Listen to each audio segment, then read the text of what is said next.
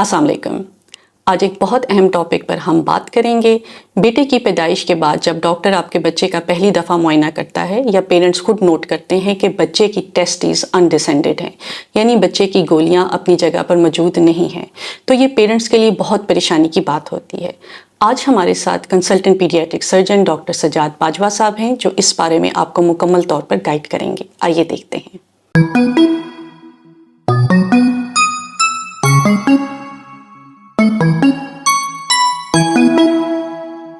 अस्सलाम वालेकुम, मेरा नाम डॉक्टर सजाद बाजवा है। मैं बच्चों का कंसल्टेंट सर्जन हूँ, क्योंकि मैं बच्चों के अनडिसेंडेड टेस्टिस को भी डील करता हूँ, उनकी सर्जरी करता हूँ। तो आज डॉक्टर रिफत, जो कि लाहौर की एक वेल रिप्यूटेड पीडियाट्रिशियन है, अनडिसेंडेड टेस्टिस के बारे में कुछ सवालात करके वालिदैन की रहनुमाई करना चाह रही हैं, ताकि बच्चों को एक इरिवर्सिबल डैमेज से बचाया जा सके।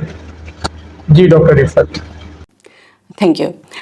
डॉक्टर सजाद, आप काइंडली बताइएगा कि आम ज़बान में लोग इस मसले को क्या कहते हैं? अनडिसेंडेड टेस्टिस को कुछ पेरेंट बहुत अर्ली जो है वो नोटिस कर लेते हैं और उसके बाद फिर हमारे पास आते हैं और उनका सवाल होता है कि जी इसके जो टेस्टिस हैं वो नीचे सक्रोटम में नहीं है। कुछ लोग कह देते हैं जी गोलियां इसकी जो है ना वो नीचे नहीं है जहाँ पे होनी चाहिए। कुछ लोग बाल का वर्ड यूज कर लेते हैं कि इसकी बाल्स जो है वो अपनी जगह पर नहीं है। तो ये डिफरेंट वर्ड्स हैं जो लोग इस्तेमाल करते हैं और सबका मकसद एक ही होता है कि बच्चे के टेस्टिस जो है एक्चुअली सक्रोटम के अंदर नहीं है। पेरेंट्स का अक्सर ये सवाल होता है कि अनडिसेंडेड टेस्टिस क्या हैं और उनके बच्चे को ये मसला क्यों पेश आया है? अनडिसेंडेड टेस्टिस क्या है, लेट मी एक्सप्लेन। ये जो टेस्टिस होते हैं ये ना बच्चे के पेट में बनते हैं और वहाँ से ये एक नेचुरल पाथवे होता है, एक रास्ता होता है, वहाँ से ये नीचे सक्रोटम में आते हैं। तो ये जो नेचुरल पाथवे है, इस पाथवे कहीं पे भी ये जो टेस्टिस है अरेस्ट हो जाए, रुक जाए और ये नीचे ना आए सक्रोटम में, तो इसको हम अनडिसेंडेड कहते हैं।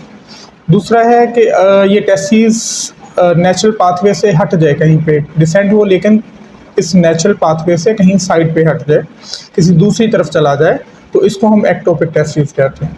ये दो फ़र्क है अनडिसेंडेड में और एक्टोपिक में। तो दोनों में ही सर्जरी रिक्वायर्ड होती है, क्योंकि दोनों ही सूरत में आपको इसको नॉर्मल जगह पे फिक्स करना होता है। इस मसले में बच्चे की सर्जरी किस उम्र में की जाती है और किस उम्र से पहले लाजमी बच्चे की सर्जरी करवा लेनी चाहिए? आइडियल टाइम जो है अनडिसेंडेड की सर्जरी का वो 6 महीने से लेके 9 महीने है, ठीक है। और थोड़ा सा ब्रॉडर स्पेक्ट्रम में चले जाएं तो आफ्टर 6 मंथ और बिफोर 12 मंथ आपने इसकी सर्जरी करवानी है। 12 मंथ के बाद आप जितना इसको लेट करते जाएंगे, जितना ये लेट हो जाएगा उतना ही बच्चे का नुकसान होगा और टेस्टिस डैमेज होगा। अक्सर देखा गया है कि पेरेंट्स ये सर्जरी करवाते हुए बहुत घबराते हैं, तो अगर सर्जरी में देर कर दी जाए तो बच्चे को क्या मसाइल पैदा हो सकते हैं? अगर आप बच्चे की 1 साल से पहले सर्जरी नहीं करवाते, आप लेट कर देते हैं, तो ये टेस्टिस डैमेज होना शुरू हो जाता है। टेस्टिस के अंदर स्पर्मेटोगोनिया होता है, जिससे स्पर्म बनते हैं, उसका काउंट 1 साल के बाद डिक्रीज़ होना शुरू हो जाता है और बतदरीज कम होता जाता है, क्योंकि ये पेट में होता है या इंग्वाइनल कैनाल के अंदर टेस्टिस होता है, तो वहाँ हीट ज़्यादा होती है। सक्रोटम का टेम्परेचर 4 डिग्री कम होता है और आपके बाकी बॉडी का टेम्परेचर 4 डिग्री हायर होता है। तो हीट की वजह से जो इसमें स्पर्मेटोगोनिया होता है, बड़े सेंसिटिव सेल होते हैं और with the passage of time उनका काउंट कम होता जाता है, वो डैमेज हो जाता है, आपका टेस्टिस डैमेज हो जाता है। दूसरा है कि अगर आपने अनडिसेंडेड टेस्टिस की सर्जरी नहीं करवाई तो ये जो अनडिसेंडेड टेस्टिस होता है इसमें कैंसर बनने के चांस होते हैं, ठीक है। इसमें कैंसर बनने का चांस बहुत ज़्यादा बढ़ जाता है।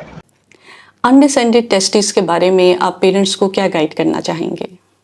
वालिदैन के लिए गाइड ये है कि वो 3 महीने तक अगर सक्रोटम खाली है तो कोई इशू की बात नहीं है। अगर 3 महीने के बाद भी आपको लगता है कि सक्रोटम खाली है तो फिर आप फ़ौरन बच्चों के सर्जन को चेक कराएं, ताकि उसकी एक प्रॉपर एवेल्युएशन हो सके कि बच्चे को अनडिसेंडेड है या एक्टोपिक टेस्टिस है, और उसके मुताबिक आपको प्लान दे सके कि इसकी सर्जरी होगी। तो 3 महीने से पहले हम उसको लेबल नहीं करते अनडिसेंडेड, क्योंकि 3 महीने से सम टाइम 3 महीने तक जो टेस्टिस हैं वो सक्रोटम में डिसेंड हो जाते हैं। आखिर में आप पेरेंट्स को क्या मैसेज देना चाहेंगे? वालिदैन के लिए मेरा यही पैगाम है कि 3 महीने पे अगर आप नोटिस करते हैं कि बच्चे के जो टेस्टिस हैं वह सक्रोटम में नहीं है, बच्चे को अनडिसेंडेड टेस्टिस है, तो फ़ौरन बच्चों के सर्जन को आप चेक करवाएं, प्रॉपर एवेल्युएशन करवाएं कि बच्चे को अनडिसेंडेड है, एक्टोपिक है, तो उसकी सर्जरी प्लान करें। बिफोर 1 ईयर आप उसकी सर्जरी करवा लें।